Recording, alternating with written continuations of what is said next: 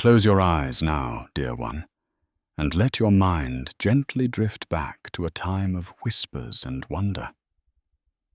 Imagine a night long ago, when a quiet street called Privet Drive was visited by peculiar events. The air was soft, carrying a gentle hum of magic, though the people who lived there knew nothing of it. On this particular evening, a most unusual man, Professor Dumbledore, with a long silver beard and twinkling eyes, arrived. He was joined by Professor McGonagall, who possessed a remarkable ability to transform, and then a truly immense man named Hagrid, with a kind face and a rumbling voice, descended from the sky on a flying motorcycle. In his arms, Hagrid held a tiny baby, peacefully asleep, named Harry Potter. This little one had just experienced a most extraordinary and difficult moment. A shadowy figure of great difficulty, Lord Voldemort, had brought much unpleasantness to Harry's family. Yet, in a powerful twist, the tiny baby Harry, somehow, had caused this dark figure to lose much of his strength, leaving only a faint scar on Harry's forehead as a quiet reminder. The kind adults left baby Harry gently on the doorstep of his Aunt Petunia and Uncle Vernon Dursley, believing it was the safest place for him. They left a letter explaining his heritage, hoping the Dursleys would understand. But alas, the Dursleys were not fond of anything out of the ordinary, and Harry's life with them became rather quiet and unremarkable for many years. He lived in a small cupboard under the stairs, yearning for a little more kindness, a little more space, and a little more understanding. As Harry grew, nearing his 11th birthday, strange things began to happen around him. Letters addressed specifically to him began to arrive. First one, then dozens, then hundreds, all filled with a peculiar sense of urgency. Uncle Vernon, with his loud voice and great disinclination for anything unusual, tried to stop them, even taking the family to a remote cabin on a stormy sea. But even there, at the stroke of midnight on Harry's birthday, a thunderous knock shook the door. And there stood Hagrid again, a giant of a man with a warm smile and a birthday cake. He gently revealed to Harry a magnificent secret. Harry was a wizard. He was destined for a school of magic called Hogwarts. The Dursleys, Hagrid explained softly, had kept this amazing truth from him. With a newfound sense of belonging, Harry left the cabin with Hagrid, stepping into a world he never knew existed. Their first stop was a hidden, bustling street called Diagon Alley, a wonderland of magical shops. Harry visited Gringotts Bank, a grand place run by goblins, where he discovered a small fortune left to him by his parents. He was fitted for school robes, bought spell books, and in a moment that felt destined, found a beautiful, powerful wand at Ollivander's, a wand shop where the very wood and core seemed to choose him. He also acquired a magnificent snowy owl, whom he named Hedwig. Soon it was time to leave for Hogwarts.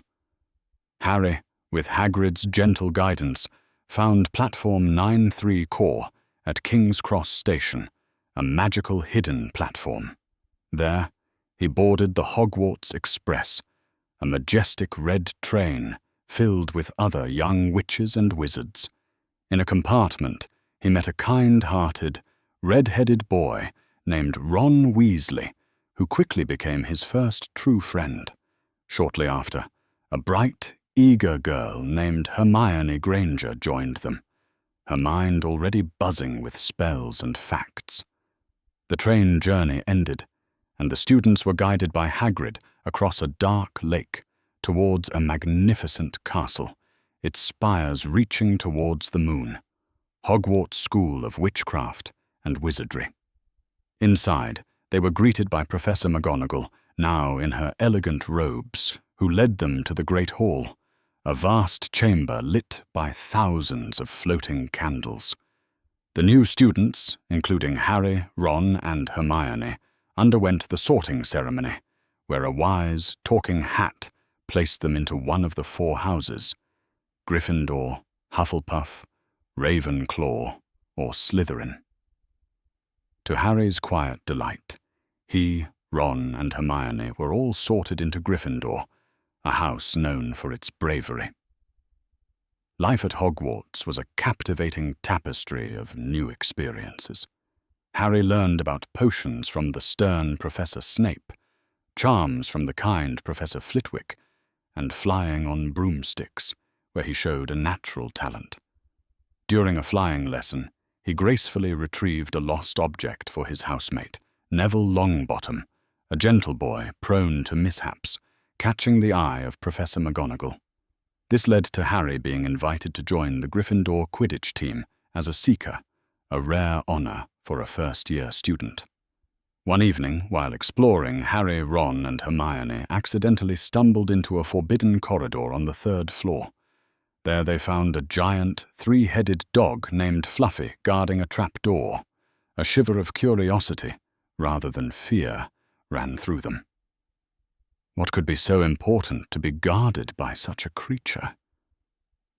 The mystery deepened. During Harry's first Quidditch match, his broomstick suddenly began to behave erratically, swaying dangerously high above the ground. Hermione, ever watchful, noticed Professor Snape murmuring something towards Harry's broom, and believing he was casting a dark spell, discreetly used a counter-curse. Later, she learned that Professor Quirrell, the nervous defense against the dark arts teacher, had also been present, his unusual turban catching her attention. Soon after, during a Halloween feast, a giant troll found its way into the castle. With quick thinking and a touch of bravery, Harry and Ron managed to subdue the creature in the girls' bathroom, where they had gone to warn Hermione, who was crying there.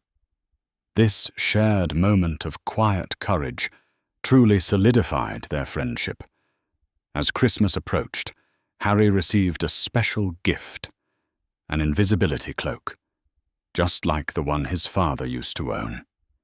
He used it to explore the castle at night, and one evening he discovered the Mirror of Erised, a magical-looking glass that showed him his deepest desires, his family, happy and whole. Dumbledore, finding Harry there, gently explained that the mirror showed only illusions, and that true happiness lay not in yearning for what cannot be, but in the present moment. He also revealed, ever so softly, that the mirror would be moved. Harry and his friends began to connect the dots about Fluffy and the forbidden corridor. Hermione, in her diligent research, discovered the name of Nicholas Flamel, a famed alchemist. Together, they learned that Flamel was the only known maker of the Sorcerer's Stone, a magical object capable of producing the elixir of life, granting immortality, and turning any metal into gold. They realized that this precious stone was what Fluffy was guarding. The trio also had a strange encounter with Hagrid, who had acquired a dragon's egg from a mysterious stranger. When the egg hatched, revealing a baby dragon named Norbert, they had to quickly arrange for its secret transfer, with help from Ron's brother Charlie, to a safer place.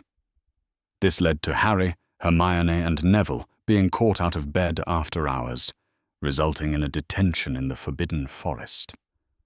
During this quiet, moonlit excursion, Harry witnessed a cloaked figure drinking the blood of an injured unicorn, a most unsettling sight. And then he saw a familiar face, none other than Professor Quirrell, acting strangely.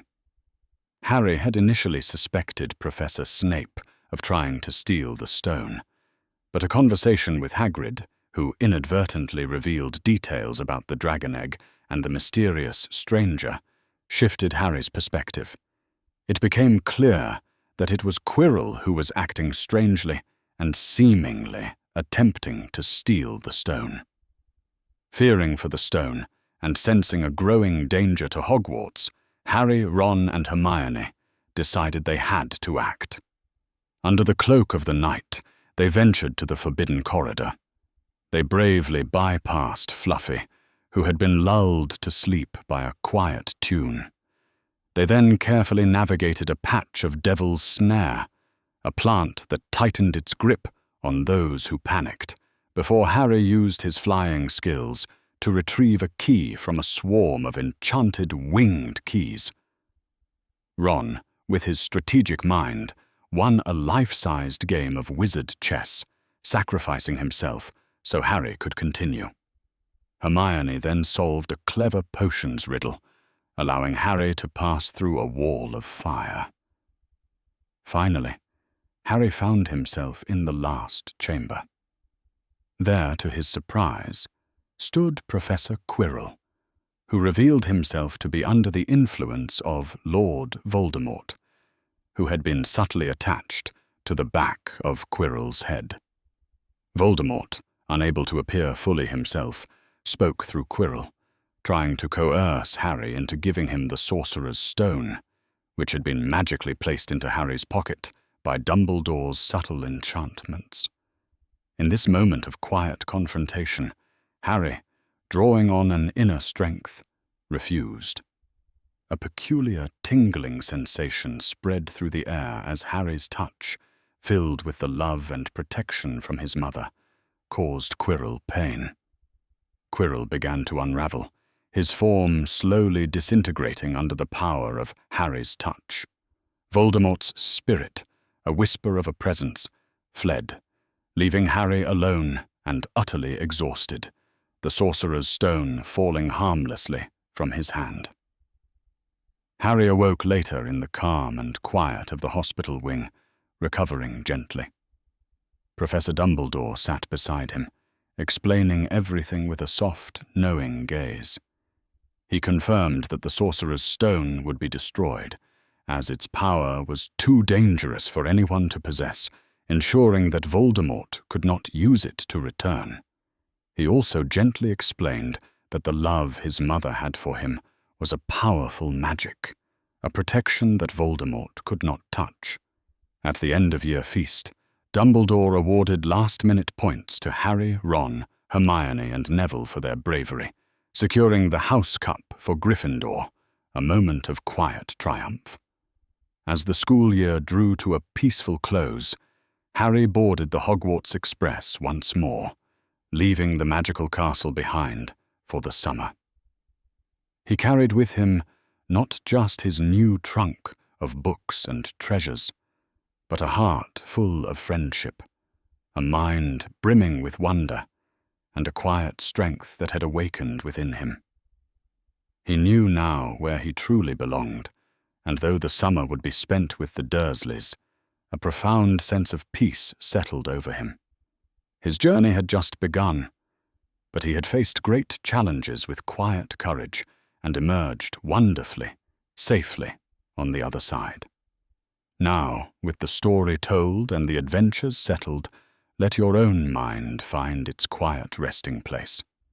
All is well, dear one, and a gentle calm surrounds you. Sleep deeply and dream of wonders.